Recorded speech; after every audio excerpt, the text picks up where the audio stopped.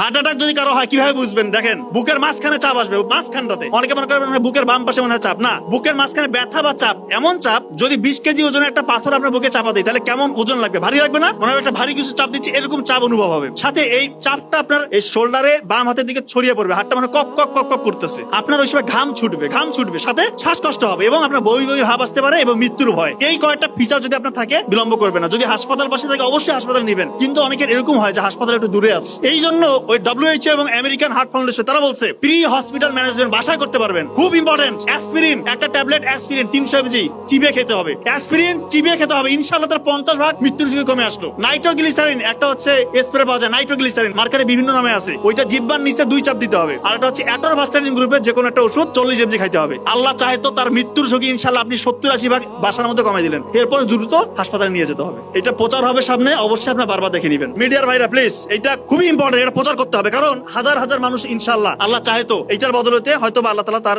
জীবনটা রক্ষা করবে।